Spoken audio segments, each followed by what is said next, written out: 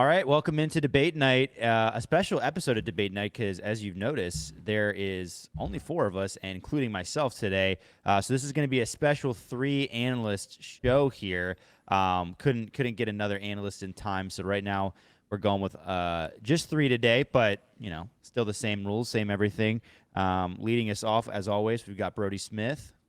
Good news, I have a new mic. Bad news, I missed a 20-foot putt on hole 17 that was potentially for a USDGC spot. Didn't realize it. It was a shorty. Hunter is here, the 3-time. You can see we have the trophies on the screen now, new addition. I'm just glad to be here. Trevor, you should have thrown yourself in as the 4th analyst, man.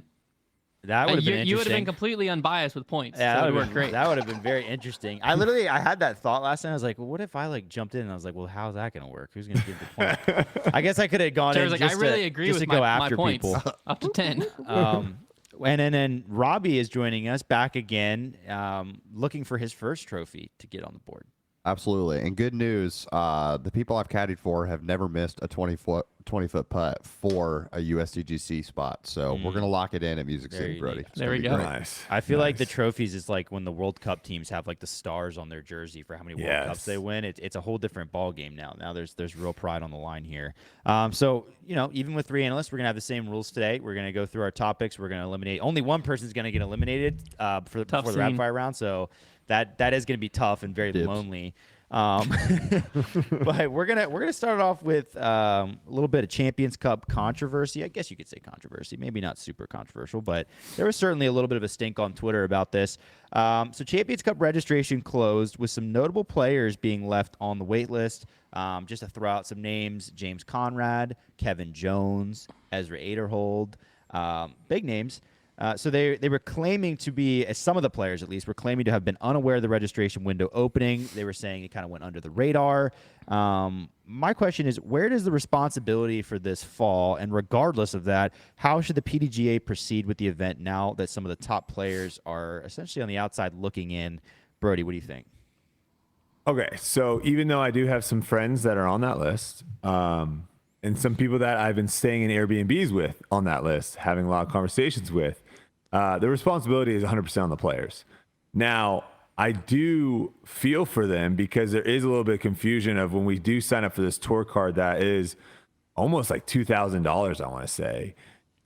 The notion is we are going to get all Disc Golf Pro Tour events signed up for. This event obviously doesn't fall under that category. However, we do get Disc Golf Pro Tour points for this event. So I could see some kind of confusion in that. How should the PDGA proceed? Well, they're going to let 8 people in. So they're going to be doing a qualifier for 8 people. How many of those, people still get left out? Probably a handful. So it'll be interesting to see who makes it in, who doesn't. But I will say it's very interesting how they have been pushing Worlds these last couple days. Trying to make sure they don't end up in the same situation, I suppose. Hunter, what do you feel? Well, I think there was 16 of the top, I guess, where you want to draw the top line. So at least 8 of them are missing it. But, it 100% falls on the players. I mean, and how should the PDGA respond with this event? I mean, they're kind of in a tough spot here. I think their best interest is to just review the registration sheet of players that registered in time. Go ahead, assign them tee times, see how that looks, see where they're at, and then just start the freaking tournament. The PDGA doesn't stand for professional daycare for golfing adults. So they're not supposed to hold hands through these players and be like, hey, buddy, your registration's coming up. You better register. No, they're a professional organization. It's on the players to pay attention, know when tournaments are happening, know when registration for those tournaments go up. Now, to be clear, I would probably be one of the players on the outside looking into this event because I understand that confusion of tour cards, we should be registered, blah, blah, blah. But at the end of the day, you got to take ownership. And you miss registration. It wasn't that hard to do. So many people that are in the top are on registration. We don't hear them saying, man, thank goodness I got in. They're just like, yeah, I registered. Why didn't you? Professional daycare for golfing adults. That is very notable line right there. Robbie, what do you have to say? I mean, honestly, the biggest crime is that only got Hunter a point. That is one of the most creative uses of an acronym I've ever heard in my life. So Yeah, I mean, I completely agree with the confusion. I'm trying to think of like other sports where major competition, you're just locked out of it because it's on you to sign up and do these things. I mean, if we're expecting the pros to play at the top level at all times, they've done their job. They signed up for their tour card.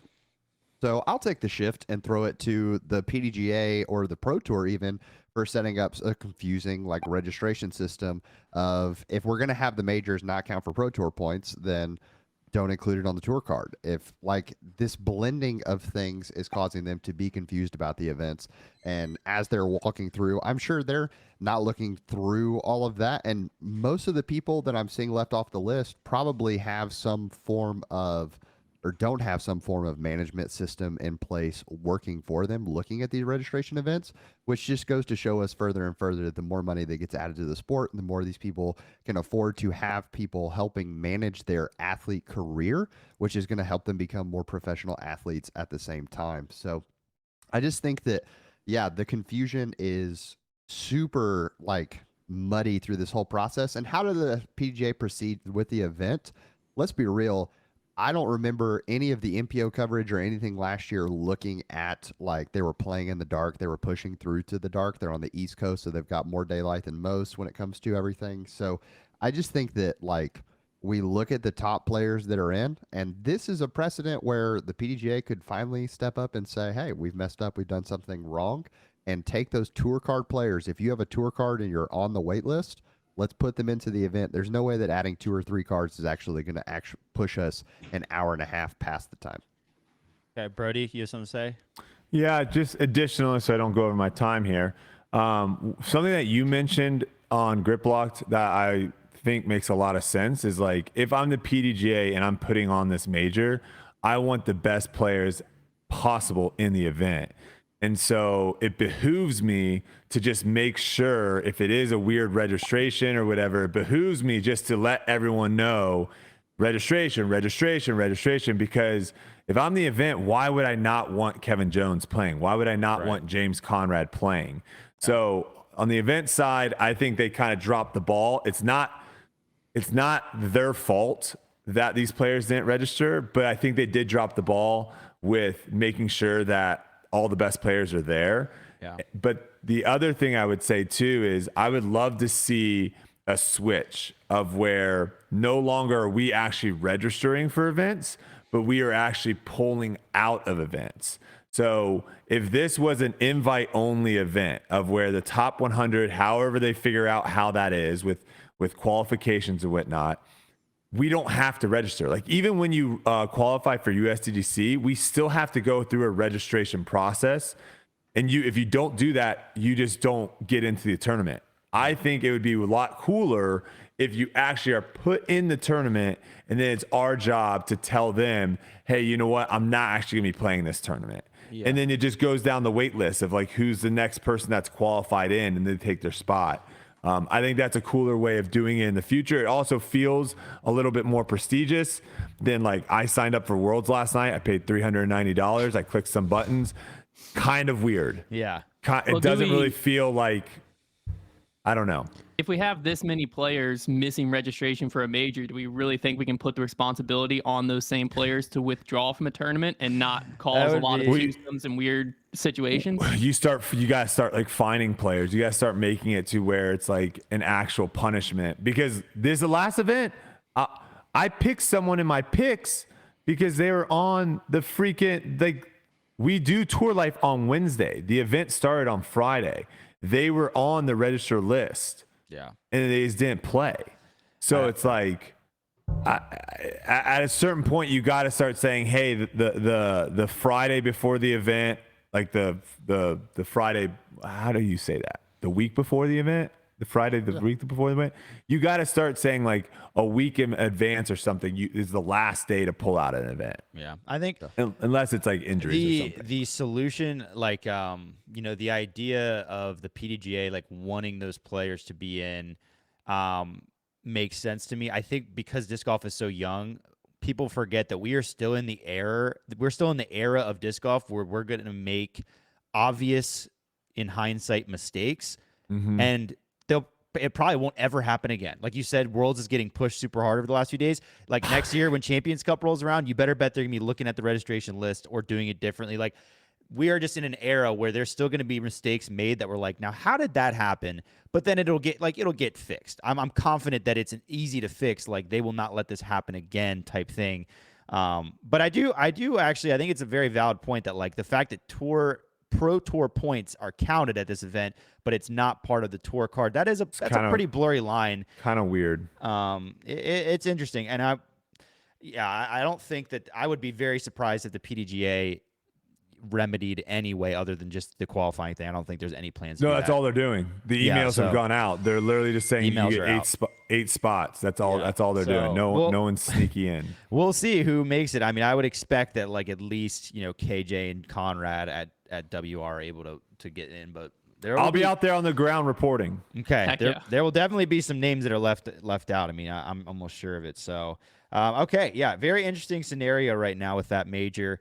Hopefully it doesn't happen again or at any of the majors this year moving forward. Right now, after round 1, we got Brodie at 5 points. I gave him a bonus point for the use of behooved. That was just a great word.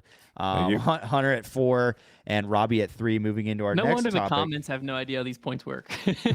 That's where I like to keep them. That's where I like to keep them. The lexicon's coming out, baby. Yeah, I mean, behooved. It was great. So the next topic, this actually came from originally came from a Patreon question. If you're not part of the Heiser Club, make sure to go to patreon.com/Foundation Disc Golf. We have exclusive podcast videos, things like that. And sometimes you ask a question so good on our exclusive podcast that it ends up making it to Grip Locked and now to this podcast. So here we go.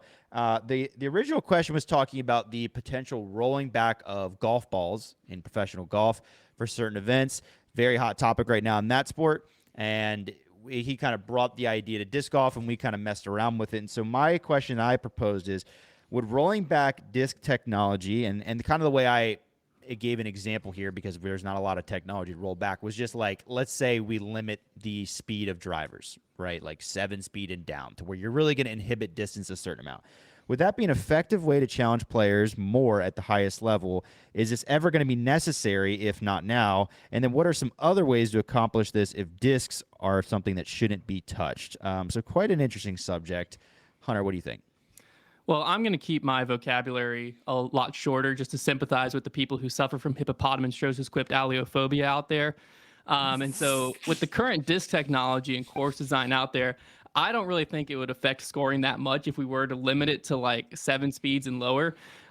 Because like realistically, we're talking probably for the top throwers, we're maybe sacrificing 60, 70 feet of distance. It'd be an interesting experiment. But realistically, I think that where the sport's at right now, we still have a lot of growth in disc technology and especially growth in course design and possible basket design before we have to start thinking about how do we limit. Golf's in a different situation where they have hundreds of years of history. They have a lot of course design. They've pushed, and their technology is pushed, that now they're at a spot where like, hey, do we need to roll something back to keep the integrity of the game intact? We're not at risk of the integrity of the game falling apart yet. Now, in the future, could this be something that looked at as disc technology evolves? Sure, but we got to let the disc technology evolve first. So I don't think it's something we even need on our radar right now, but we could get there in the future. Okay. Robbie, is the pig too good? Do we need to make it worse? I mean, the best thing we could do to the pig is arbitrarily change the numbers on it and turn it from a 3-speed to a 4-speed just because it's Tuesday, but that's neither here nor there.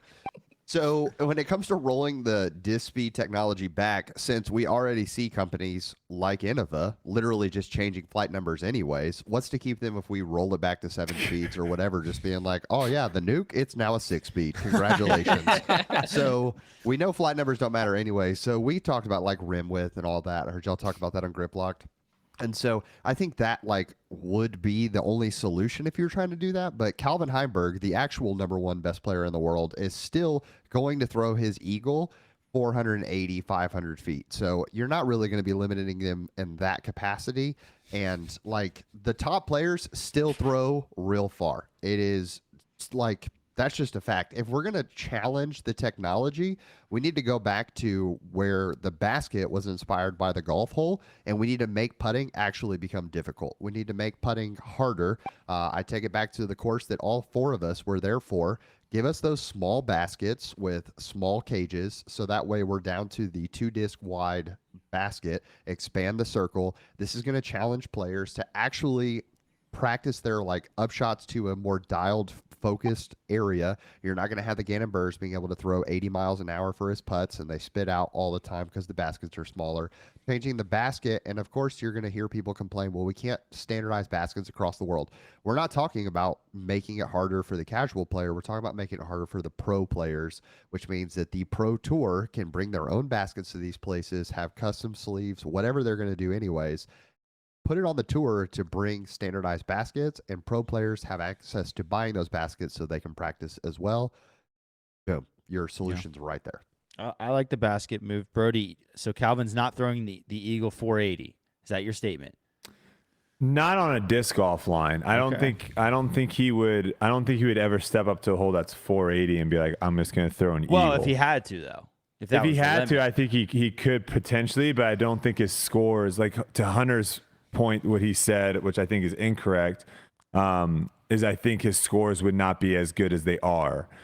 Same with a lot of people. If they're throwing 60 feet shorter, that's not 60 feet just on the drive. That's 60 feet also on the upshot as well. So you're dealing with 120 feet. I think that eliminates some people from even reaching a hole like hole 3 this weekend out at Texas State. So I'm actually going to go a different route. Like, kind of thinking about this thing, I was thinking, like, would that be the most effective way, or changing the stability, right? Like, I don't think, first off, I'll say I don't think either one should happen. But I think if you're picking like the disc as like, we need to do something, we need to roll back the disc, then I would say like roll back the overstability and make it to where the most overstable disc is just a neutral disc. So if you want that disc to go left, you have to now start manipulating the angle versus actually like just being like, oh, I'm going to throw the same exact way, I just going to throw a different disc. However, I started thinking about that and I was like, I don't like that, because one cool thing with disc golf is the ability of shaping shots. And if you do take away the overstable disc, now like the flex shots and, you know, crazy flare skips and all that, a big portion of the game just gets removed, and a lot of holes then almost become impossible to even have a disc that gets to those holes. So with that being said, I don't think either one. I think, going to Robbie's point, I think obviously the baskets, you look at what Calvin Heimburg did at this tournament with putting. You look what I did at this tournament with putting. You look what Ananda did at this tournament with putting.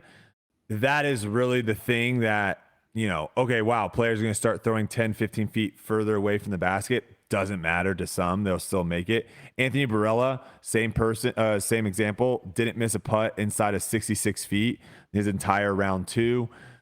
Putting is really there. And then I would say the other thing too, real quick, course design, I think, is really what is going to challenge us the most, is actually making it to where you throw a bad shot, it punishes you to where you can't actually still get a birdie from a bad shot off the tee on par 4s. Yeah. I don't think rolling back the disc is the right way to challenge us. Yeah, I agree. I think it's the last place that we would go, especially where we're at now. I can't imagine. I've never heard the idea of stability being what's limited. It's very fascinating, and I'm just thinking about the absolute fit that people would throw if a disc came out that like one company made that they were like claiming was too stable, or a certain run of a disc, and like how sought after would discs be that were like right on the line of like as much stable as you could be, and how would they even test it? You'd have people bending their discs to make them more, I mean, it'd be hilarious. Come back. Oh, it would be hilarious. Like, it would be just desperation out there. Like there's a headwind, people are just bending their disc in half. Yeah, this past tournament, there were a lot of players that were going to play and then dropped. I'm not sure why they actually dropped, but this past tournament had a ridiculous amount of low ceiling shots. And so if you're someone that likes to throw like hyzer flips and those like kind of like, this course was not going to be great for you. And so I'm just thinking too, like, think about that, of where you don't have any overstable discs, where you can just rip on any low ceiling shots, and you're having to throw like these hyzer flip shots, like basically at the ground, hoping they're going to like lift up. It would make for a very interesting watch. But the ultimate players would have just a huge advantage all of a sudden. They're just used to throwing those hyzer flips. I'm here for that. True. Just straight hyzer flips, baby. All right. So right now we're tied up at 7. Everybody's got 7 going into the next round. We're going to kind of talk a little bit more about future disc golf theory. You know, right now disc golf is kind of settled in a spot as far as course gimmicks go, at least on the pro tour. Really, it doesn't get, and as far I'm talking about artificial, that is, you know, you have artificial OB, and then elevated baskets are now very common. I mean, at this point, they're an advertising, you know, vessel as much as anything out there on tour. I don't even know if they'd be out there if it weren't for that. You do, however, at USDGC see a little bit more. They've thrown in the wooden poles, and the sport and disc golf at the AM level, you see all kinds of things. You see way higher raised baskets. You see swinging baskets. You see quadruple mandos that are shaped like a dragon's mouth. If you've seen one of our recent videos, like there's all kinds of things like that. So my question is, how far is too far when it comes to artificial course gimmicks such as elevated baskets or the wooden poles at USDGC and Throw Pink? Should the tour be experimenting with them more or getting rid of them altogether? Robbie. So to me, this comes down to visuals, and that is 100% like the biggest holdback. So if we talk about an elevated basket, the gimmick there, right, if you miss, you're far away. Yet if we take a basket and we set it on a natural hillside and we just say it's a tricky green, people are generally okay with this and accept this as a viewer. Same result, but because one is natural and one is forced, suddenly we have created the biggest sin in disc golf. You have to hit a gap off the tee because there's tree line in the way. Oh, man, that's a great tee shot that's really going to challenge the player. You put in some mozzarella sticks that have weird foliage in the front of them, and people are like, wow, I can't believe they're so dumb over there. It's still the same, like it's the same shot, the same vibe. You have to hit a gap off the tee. So it's such an interesting hypocrisy that disc golf fans keep giving themselves of we want challenge, we want course design to step up so that we don't see these pros lighting up courses at 16, 17 down during a round.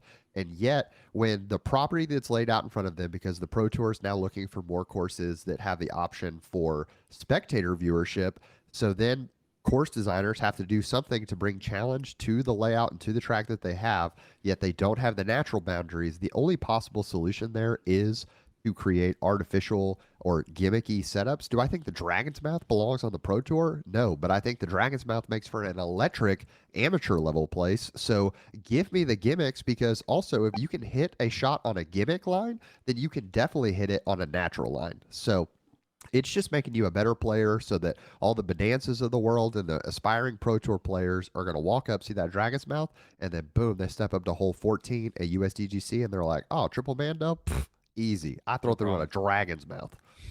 The gimmicks are the proving grounds. That is for sure. Brodie, what do you think?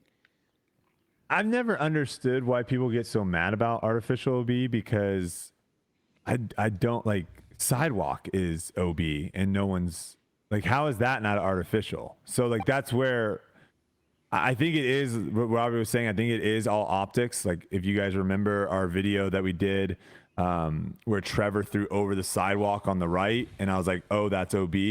And you're like, why is that OB? And I was like, because it's a sidewalk. Like a lot of times these sidewalks are just arbitrary there. And like the whole design was not designed around the sidewalk. It was more, the whole design was designed and it's like, oh, there's a sidewalk here. There's going to be people walking. We can't throw it over there. OB. And I think a lot of course designs are designed that way. Mandos as well, of where it's not really, I mean, I think on the Pro Tour, they're getting better with it. But Mandos originally, when I got into disc golf, I was told Mandos are literally just created to protect throwing to buildings or throwing over people. And so it wasn't a course design.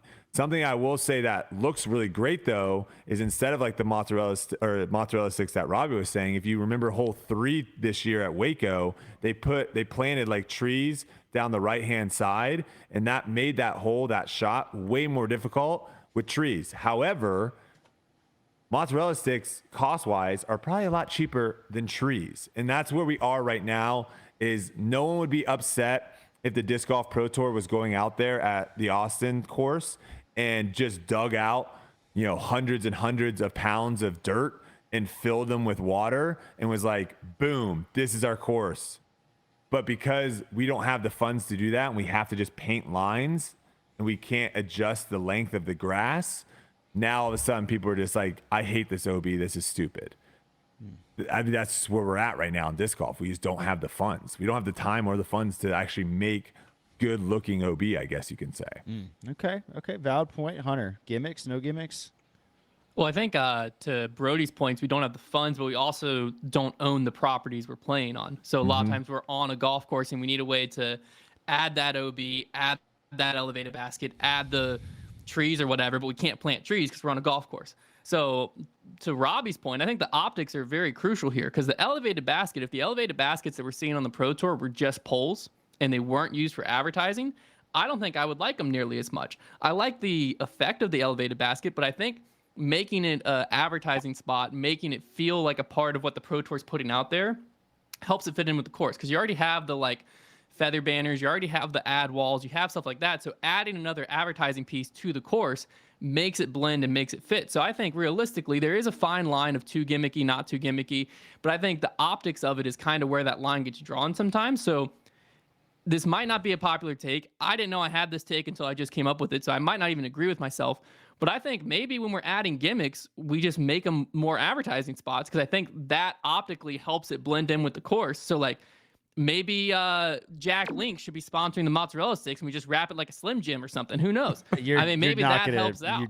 I'll probably disagree you're with not myself gonna down like the that line, take but hey, tomorrow. You know, right now I feel like maybe that's the route to go Oh if my we want gosh. those gimmicks. Halal guy, Euro. Like, can you imagine throwing through think of the €8? trust. I If want that to trust be. wasn't advertising, it would look horrible. I But want. that trust with advertising, like the Zuka card or whatever the speaker thing that's on it now. Can we get Hey, something to think about. Connor like cheesing like this and like his mouth is the quadruple Mando? Like, Oh, that's too far. That's too far. Now we're going okay. Dragon Where's the Style. line, Hunter? Whoa, tell me, whoa, tell me where whoa. the line I said is. it's a fine line. Those words came out of my No, mouth. give me like an example of one that'd be like right up to the line. Okay, right up to the line. I think if you have anything that could be distracting of players, like if someone were to do something, let's say it was good for charity, maybe, but they like had a bullseye on it and it said hit here, that could distract players when putting. So that might be up to the line. I don't know. Yeah, But you're right. Good on that organization if they I did don't know. something Yeah, like that, I don't though, know who would for do that, charity. but they are pretty good people, and people should respect them.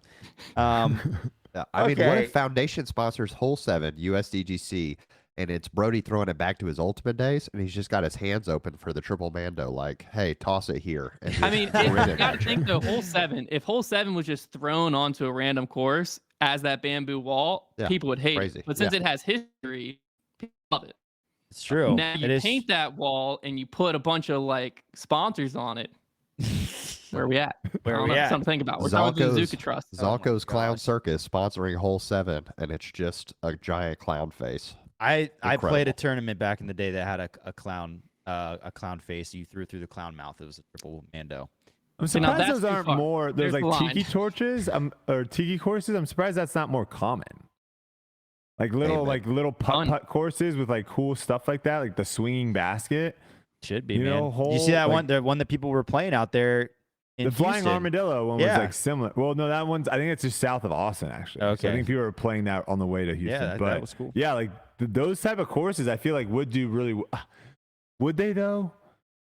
I don't know. That one's probably I don't doing know. pretty well Fun. right about now because all those pros were playing it. I know, but is that just like a one and done? Like, would you guys play those things more than once? Like once you I go would- out, I probably would. It Yeah. depends on how short it is. Yeah. As content it's like creators, everything's like a jump putt. Everything's like Then a yeah. jump putt range. That'd be blast. as content Oh, okay. creators, suddenly it's like, okay, we're gonna play this for an hour. Whoever gets the most aces wins. Yeah. Yeah, I that's, can see that's that. a great video. Gimmicks can be very fun, but yeah, I think the biggest deal is the optics. I hate Hunter's idea. I'm just trying to get them to blend in. I The whole think the problem with mozzarella sticks were like they just stuck out like a sore thumb. I don't know. I don't know if there's really, I don't know if there's really a good option as far as artificial optics wise. You can't argue though. Like Robbie was saying, you can't argue. It does create some good shots. Like it creates good holes, but a lot So of times. are we disagreeing that the elevated basket being used as advertising doesn't make it look better than if it was just a pole? I don't even know if I agree with that Well, take.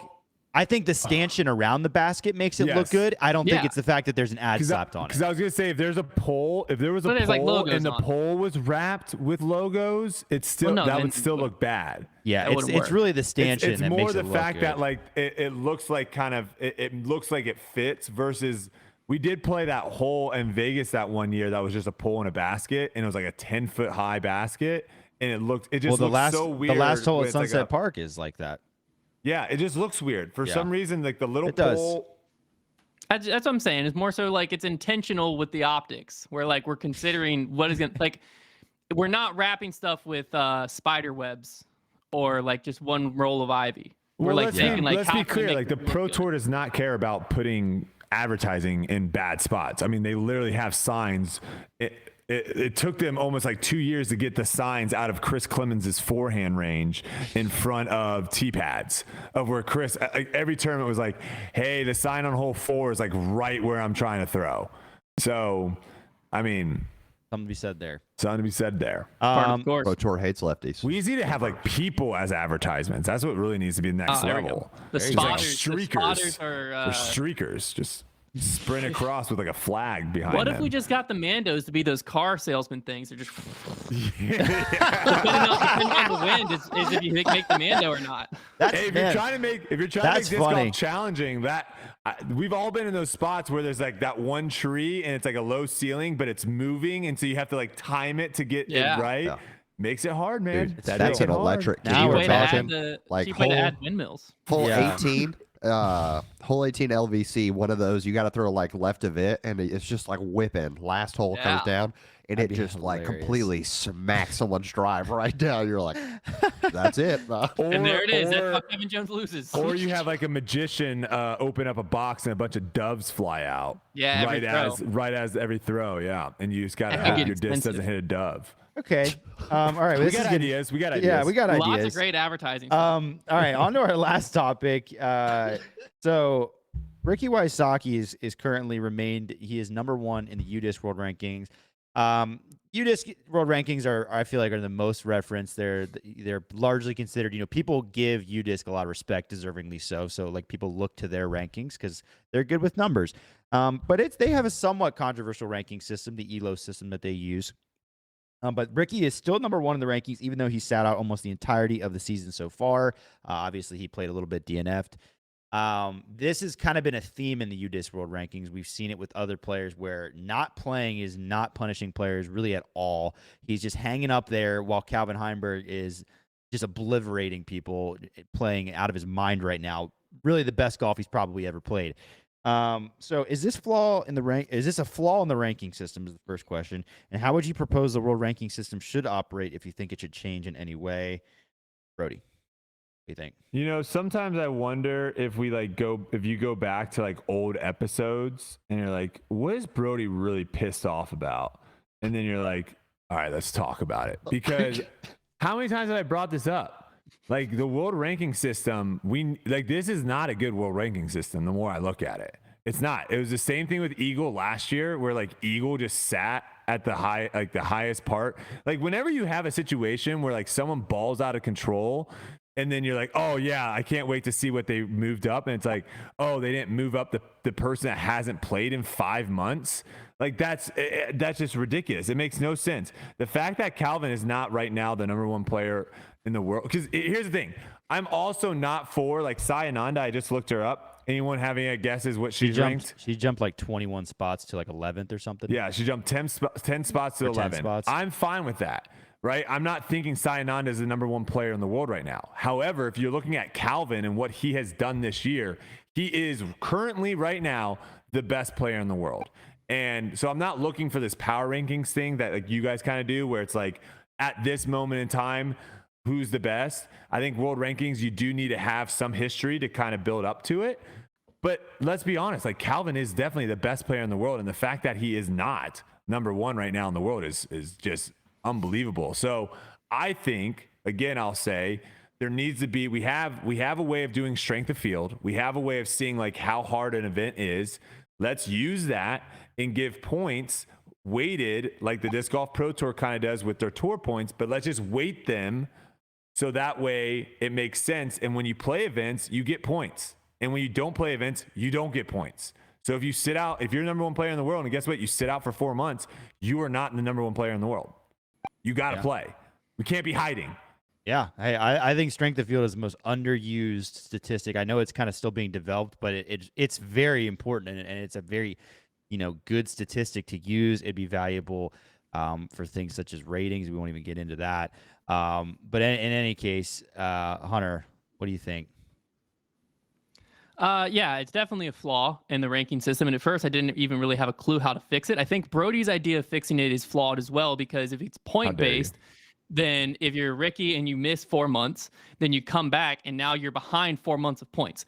Because it's also not just injuries we have to think about. As the schedule fills out, players are also going to choose not to play some weekends. So I think there should be something in place that encourages players to play and prevents players from parking the bus at either events they know they're not going to do it good at, or injuries, and just, hey, I'm number one in the world. If I don't play again, I'm still number one in the world. So how golf tackles this issue is with diminishing points values over time and then averages those based on it. So the official world golf ranking system is run over rolling ranking periods. So ranking points are maintained at a full value for a 13-week period from relevant ranking data, which they are awarded to place emphasis on recent performance, and they reduce in equal increments for the remaining 91 weeks. So each player is then ranked according to their average points, not to the points they've earned, but average points during the relevant ranking period. So with UDisc and the ELO system, the best way to implement this would essentially be to have the algorithm start to favor the dominance index of recent events and slowly diminish the ones of previous events. So the longer you sit out, the slower you fall down the leaderboard. That way, like, Ricky is still a top 5 player in the world when he shows back up. So he shouldn't just be punished and be like 30th in the world when he steps back onto the course, but he should be punished for not playing.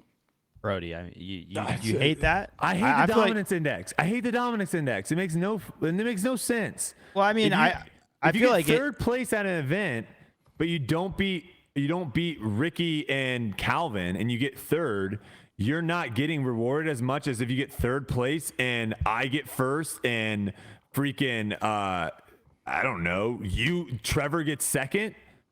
Like, I was saying, like, it makes no sense. Just earning points is just the tour standings. That's why the golf doesn't average based on those points. So, like, the average is what your actual ranking's based on, is how much you on average earn at events. But I was trying to say how we fix the current ranking. I like the diminishing idea for sure. That, that's pretty smart system. That makes way more sense. Yeah, like, Calvin right now should be rewarded way more. I've never for been his completely. good start. I've never been completely sold on the ELO thing. I will say the UDisc is closer than most. Robbie, what do you think they should do? Well, you've set me up on a final question to talk about our Lord and Savior of disc golf, Calvin Heimburg. But I got love for Ricky Wysocki. He was a pig. He was the true pig farmer to start. But I do agree that it's ridiculous that the man gets to sit out and be holding his number one title over and over again. And when he showed up to Texas State, sure, you can say it's to an injury, whatever. But, like, when he showed up to his event, he did not look good. So the idea that, oh, man, he's coming back, he's going to be a top 5 player just because he is Ricky Wysocki, we don't know that for sure. And there is an assumed bias to this that the world ranking holds to our head. If Ricky comes back and he plays bad, we've seen this with Paige Pierce in the past, right? Where she's come back, she's had a rough season. Do we just assume, based on the history of the whole entire sport in her career, she has to remain in the top 5? Or are we almost approaching this with a bias because of their dominance index to it? So I completely think that, like, Ricky needs to drop. He needs to be punished for not showing up to events. He has nothing on the line. And now you're saying that Calvin and other players, for actually playing events, have more to lose than Ricky Wysocki for playing disc golf? Like, that doesn't make any sense. And the one thing that we're not talking about that's not included in the dominance index is the attire profile. I just want to say Calvin Heimburg has eliminated white jerseys from his repertoire. And what happened? He hasn't missed a podium all year. He's been on a lead card every time. I'm telling you, I know. I look at this man's wardrobe, and I don't know who I paid correctly, but thank you, Flight Factory. You were the first one to catch on to that. You were the one that caught on. I will say, it's similar to Paul and Duke Blue on Sundays. What would your Sunday adverse effect? What would your Sunday color be, Robbie? What would your Sunday color be? If I'm playing on Sunday, you got to tune in to find out. Music City Open Sunday. Oh, wow, good That's stuff. what you hit him with, okay, Robbie. That's what you hit him with. I will say, we got you. I do think that both of Brodie and Robbie are leaning a little bit more towards power rank. I mean, if I'm looking at this golf thing, they literally said it maintains a full value for 13 weeks post-event, and then it gets reduced in decrements, whatever, for 91 weeks. 91. That's fine. That's like 2 full years. Ricky would still be a top 5 player in the world if you're looking at that history. We're not using the dominance index based on just, like, pulling it out of thin air. Well, here's the other thing to think about, Hunter. Right now, right? Why do sometimes let's just call a spade. Why do sometimes players drop out of tournaments? Because they can't finish. They literally just can't. But for some miraculous reason, they heal in the next couple days and they play the next event. Or is it ratings? Are they worried about, I'm not healthy. I'm not sure. They're not 100%, but they could finish, right? Because they clearly are playing in the next event, but they don't because of ratings. Now we're adding another element here. We're adding another thing for players to worry about of their world rankings. And again, it's not to the point of where it matters right now, but let's say you're 48th in the world. Okay. And top 50 get to Champions Cup, and it's the tournament before Champions Cup, and you're 48th, and you start looking at the leaderboard and start doing the math, and you're like, oh snap, I'm gonna drop out of top 50. I can't play anymore. DNF. And now you just sit back and you stay in. We should not be allowing players to not get rewarded for playing. And also, if you want players every tournament to play in tournaments that maybe they're not comfortable with, it doesn't suit their game, this is just another thing that's not going to bode well. They already have that set up to where only 8 or 9 elite events out of the 13 count. I don't think we should be adding more things to make players feel like, oh, I'm just going to drop out, or I'm not going to play this event. I wasn't arguing for how UDIS currently sits. I was just saying, like, I think a world ranking should be depreciated over a longer period of time, so it doesn't become a power ranking where you win and you're number one. And I wonder. It's also based off of chess. What are we doing here? Well, Hey, I don't like come the after idea chess. behind it of it's like who you beat in the field. I understand that's 1v1. that That's a complete.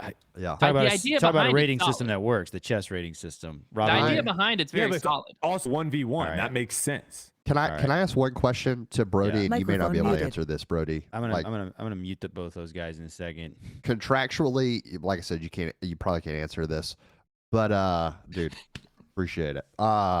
So I know for a while it was like pros were concerned about ratings, right? Microphone Because muted. that is involved in contracts. Like, as poor as that may be on pro level contracts, it's like if you're rated 1020, you can earn this much. 1040, you can earn this much. Are contracts at companies is the UDisc World Rankings what companies are starting to look at as well? Has that come into play yet? Not that I have seen. I'm sure like it definitely helps if you are like a top 10 player or something, but I would also argue too it's more about how much plastic you move. Okay. So there are some people in the top 20 that probably have not nearly as high as a contract as other people in the top 20 simply because they just don't move plastic. It's just all based on how much plastic you move. That's the game. That's the game. It would certainly put a lot more on it though if that was starting to happen. Yeah. I think hopefully manufacturers move away from that a little bit. I hope so too. Same. All right. Well, Hunter, you're gone. Only 9 deserve points it. today. I deserve it. That gimmicky take was That was outlandish. one of the worst things I've ever heard. But I here's the appreciate question. it. If you had to rank that versus the All Stars, promoting or Relegation. demoting a Silver Series. That was also bad. That was way worse. They're on equal levels, honestly. Those were some shocking. Hey, you games. know how what? It was much- the heat of the moment. I had to take a shot. We They didn't don't talk- like that. Hunter, I want to know real quick because we didn't talk about it. I just want to know how much did Innova pay the Pro Tour to keep throwing in that guerrilla marketing of Nate Sexton saying "I am Innova"?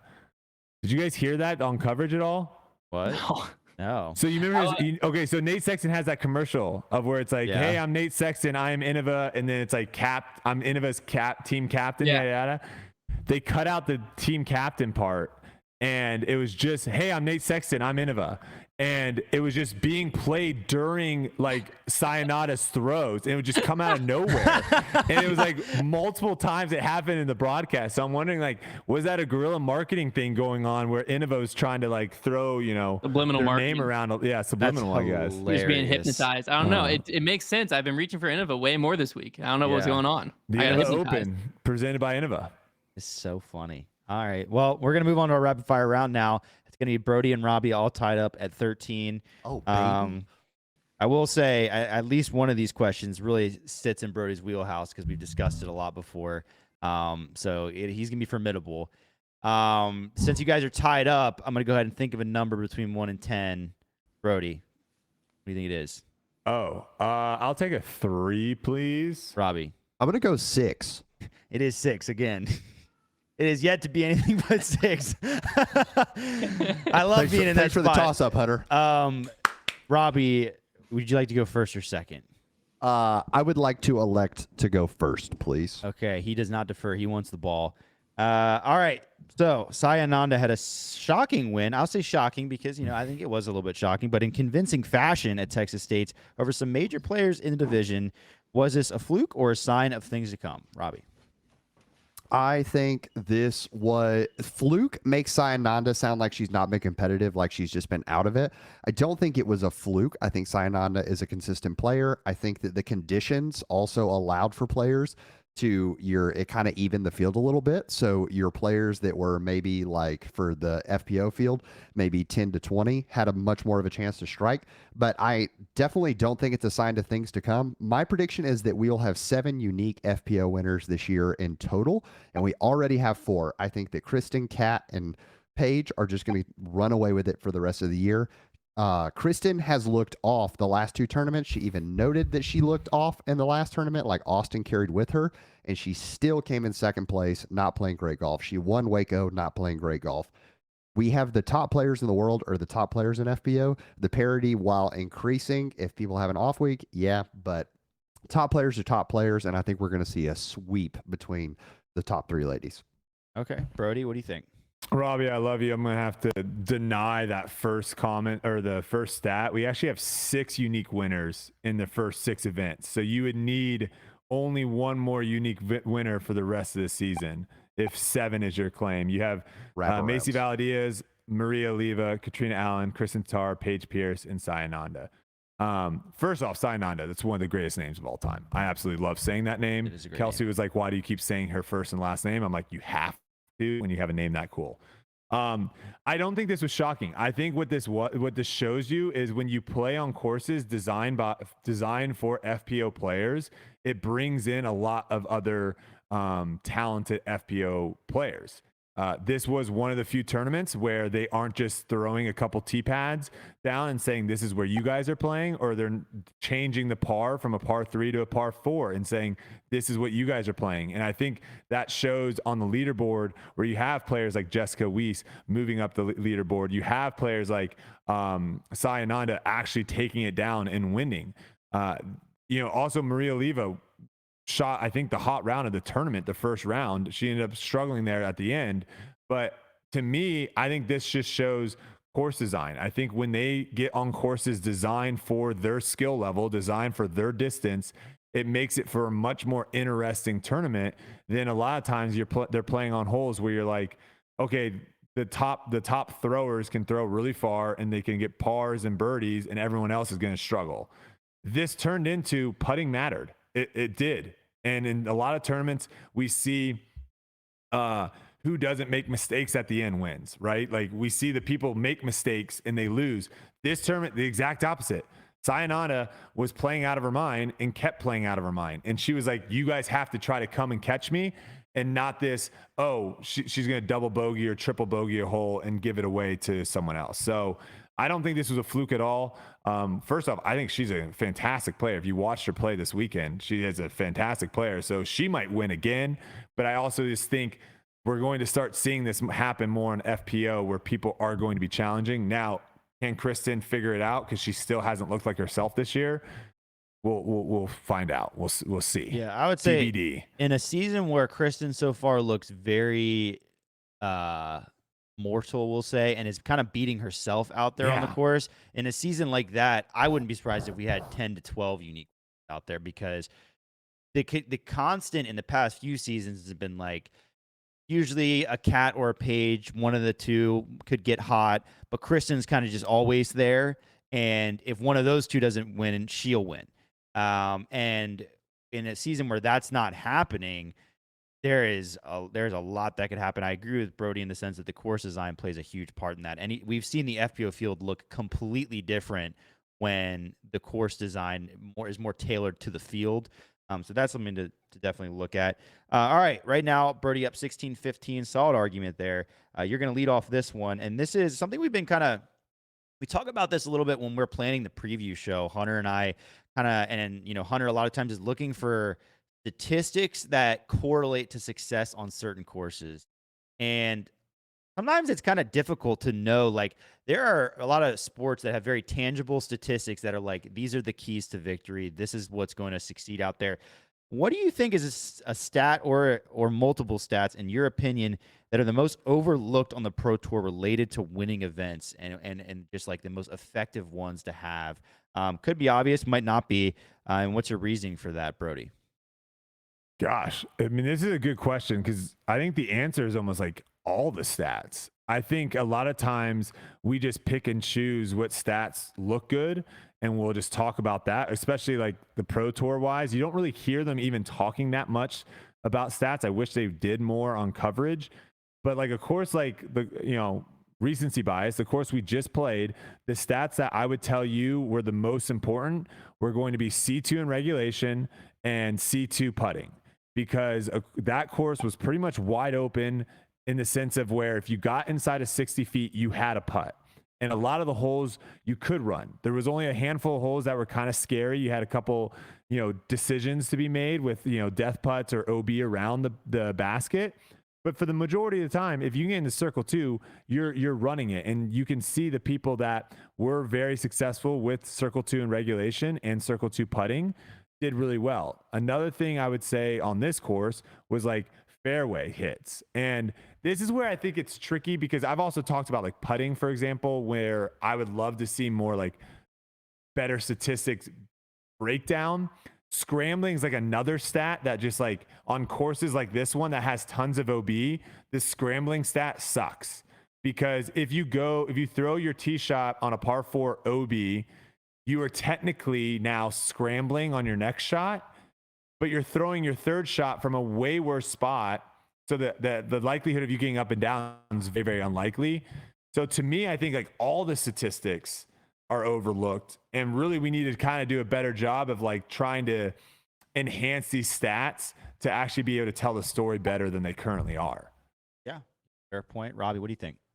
Yeah, I think scrambling is a tough stat to look at, because scrambling at the end of the day is it's also a putting stat at the same time, because in order to effectively scramble, you have to make the putt as well. So scrambling should be more of a stat that like you are giving yourself the chance to putt. Did you hit circle 1 like in your scramble opportunity? Because if you get there, it doesn't matter. You fail the scramble if you don't actually hit the putt. But I think like probably the stat that I think it's most overlooked is probably OB strokes. I mean, if you're talking about tournaments coming down to 1 or 2 strokes most often, obviously Calvin's domination this weekend was an anomaly with the amount of strokes he won with. But the number of OB strokes that you have carried in, I look at the Open at Austin last weekend. It was that or the tournament before, where it was both MPO and FPO were literally lost by the number of OB strokes that were presented in the field. So the player's ability to stay in bounds, and usually when you go OB, you find yourself in terrible footing anyways. Like you're going to be in a bad position. We saw this happen with Holland Hanley in the last round. She was making a push, goes OB, has horrific footing, has to re-tee, takes a huge number, she's out of it. So yeah, I think that OB definitely needs to be talked about more. And I'll take the reverse spin as one final shot here, is that I think we need to talk less about putting in circle 1X as an important stat. I think that gets highlighted all the time. And yet putting stats over and over again, we see are really, really terrible to track on the tour, because lots of times, even if you are in the supposed distance, you don't actually have a chance to putt. So Music City is going to be a great example of this next week, where there's a lot of dangerous greens where you could be 15, 20 feet away from the basket. And when you're just inside of the circle, you don't actually have the freedom or chance to putt without puncturing your arm and tearing it to pieces. So lots of people's circle 1 stats are going to be bad simply because. So yeah, I think that stat gets overlooked too looked into. That, you know what? That's actually a really good point. I think that OB is a good one. I from what I've seen, circle 2 and reg is like the king of stats, because it does factor in OB strokes essentially, because unless you're playing a par 5, you're not hitting a C2 and reg going OB. So I think C2 and reg and C2 putting are the ones that I see the most often, Because if you think about it, if you're in C2 in regulation all day long and you're a good putter, you're playing well. I will say, very good point, Robbie. I always talk about putting statistics being weird because especially when you have circle 2 putting and you got guys putting 40 footers versus 60 footers and there's no difference.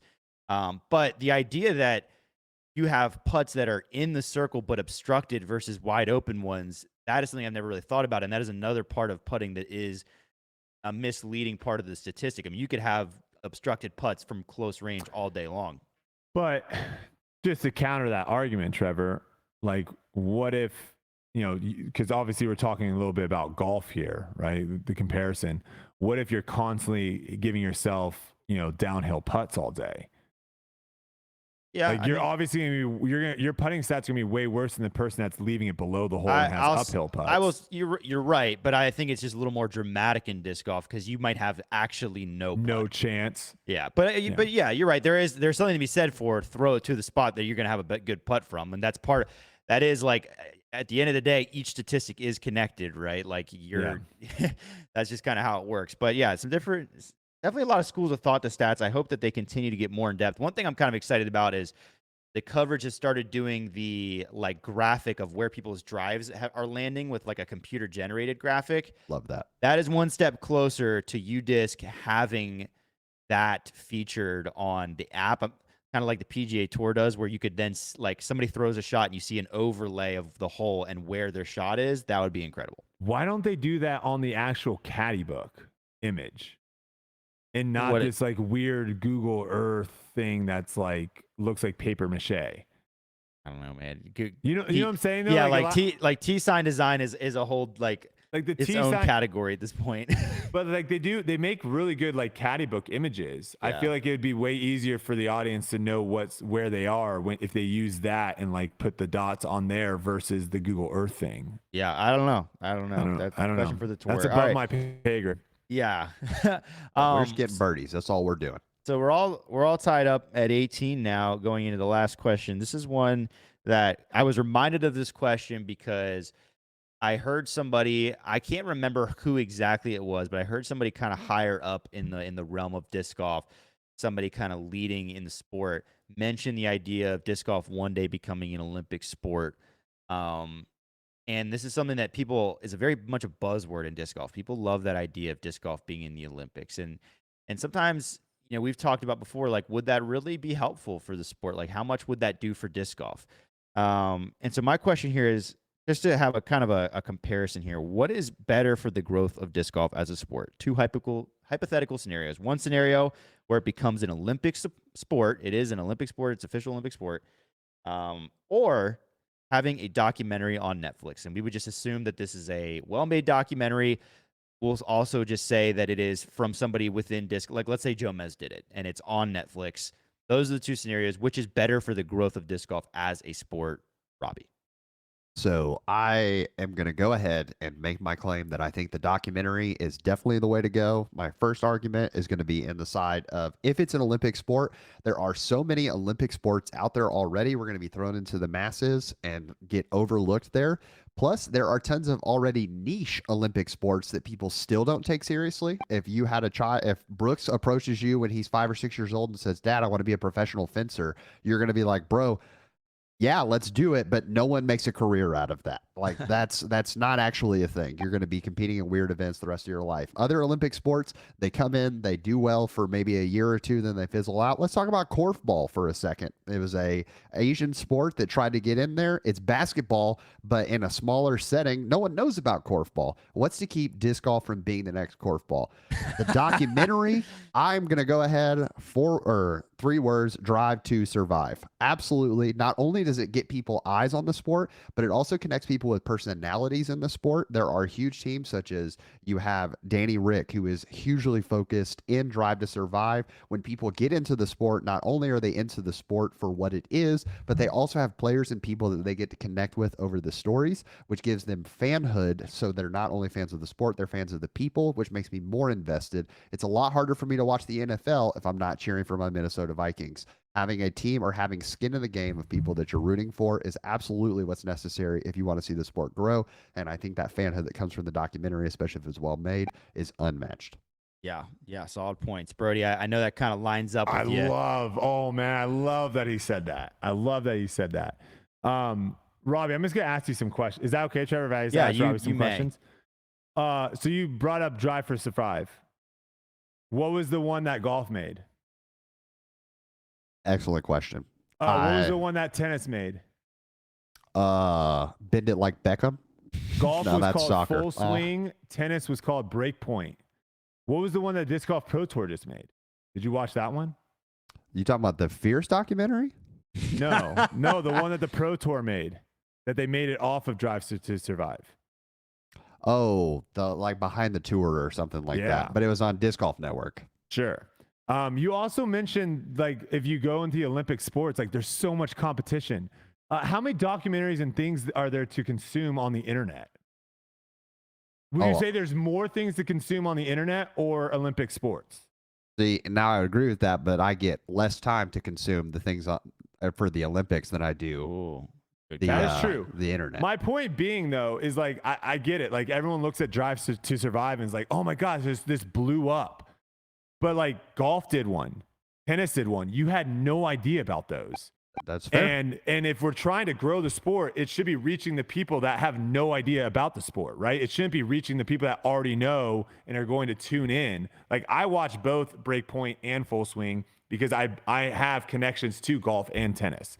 But if I have no connections to disc golf and disc golf makes some documentary, how do I even know about it? Why am I even tuning in? To me, I think your best bet in these two scenarios, I don't think either one's a great scenario, but in these two scenarios, I think you got to go Olympic sport.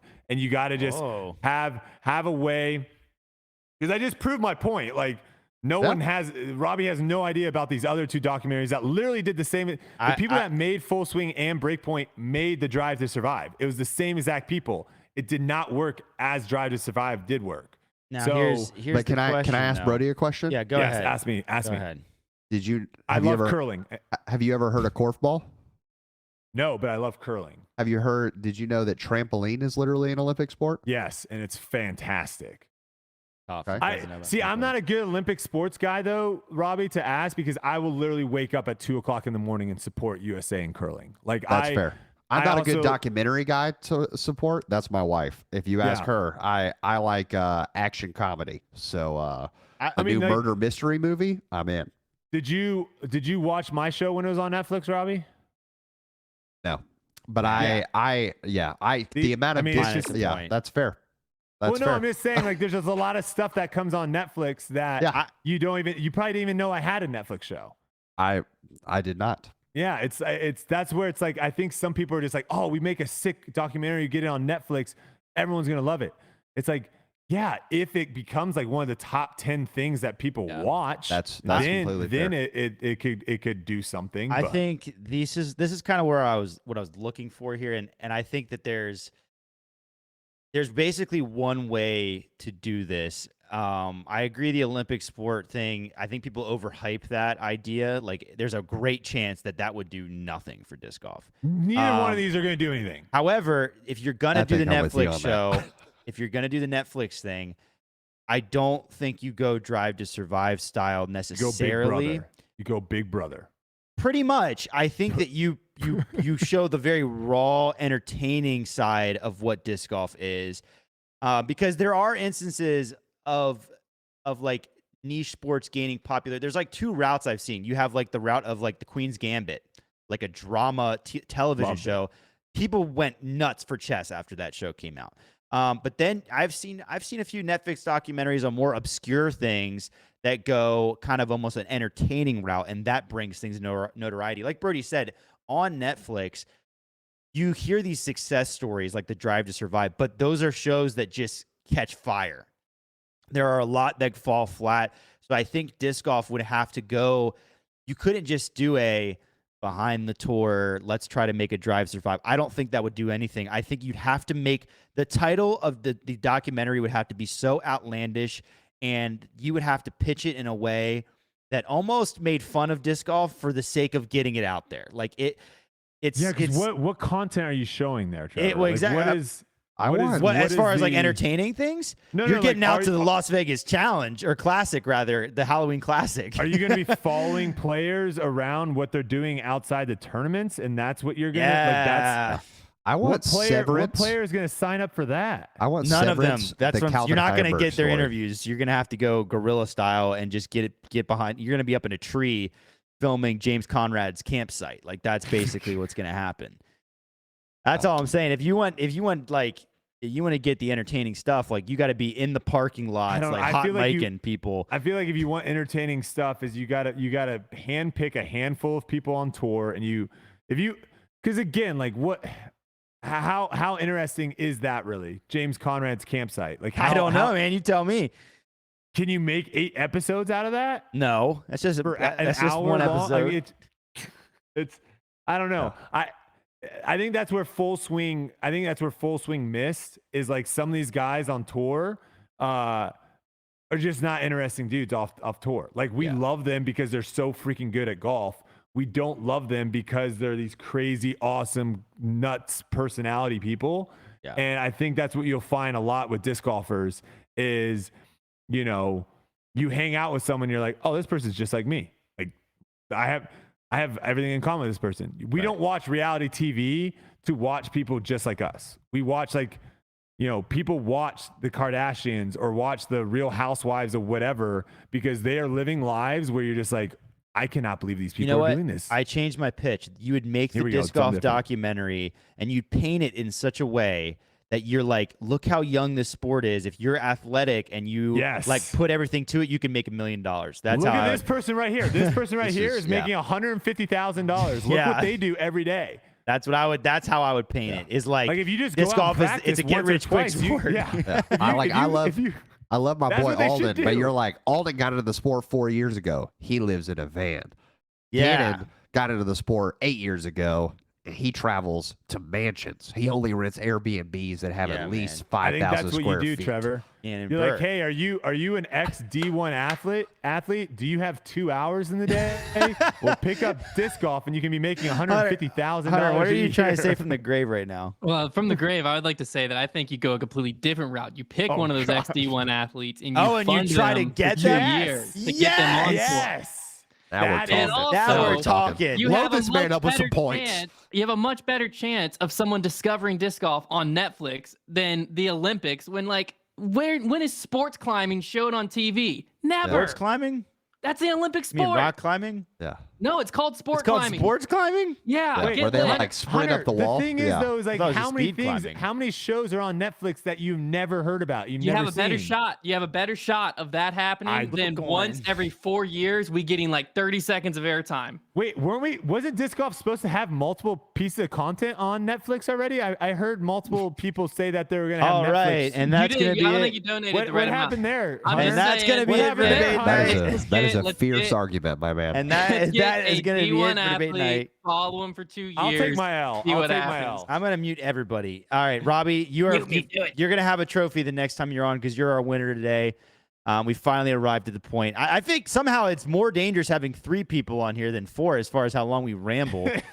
Some very open-ended topics, though. I'll say that. I kind of poked the bear there. Robbie, what do you have to say about your first victory? Honored to be with these 2 other analysts, and yourself is always looking fresh. It's nice to have the trophy. I'm not gonna lie, when I saw Brodie get his last episode, I started sweating a little bit, and I was like, oh no, I'm about to turn into the Matty-O of debate night, never getting my win.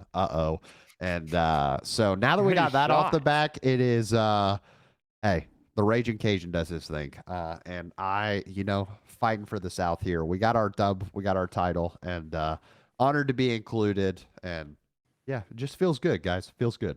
Nice. Very Oh, nice. the trophy's already Am I- on. am I We just had a unmuted? trophy Wow. presentation. Am I unmuted? What? I think Am so. I I can hear unmuted? you. Yeah, we still hear you. Silas, there needs to be an asterisk above Robbie's trophy. There's only 3 people. He didn't win a full Like debate. night. USDGC, like Germs USDGC. It wasn't They a called full me Big tournament. Rob. No. It wasn't a full He beat. field. Oh man. Big okay. Rob. Give He him an did beat asterisk. 2 former champions. I mean, there's something to be said I was about gonna say, that. I also, I've never like my victory only came against people that have won. I didn't have any scrubs is in there, true. you know. No scrub times 0.5. Well, hey, anyways, thanks for watching another episode of Debate Night. If you're thinking to myself, man, I wish I could spend my Tuesday morning beating these guys up and debating them, then make sure to hit me up because we only had 3 people today. That's just how it is. But other than that, we'll see you next week with some new cast members, hopefully. We'll see what happens.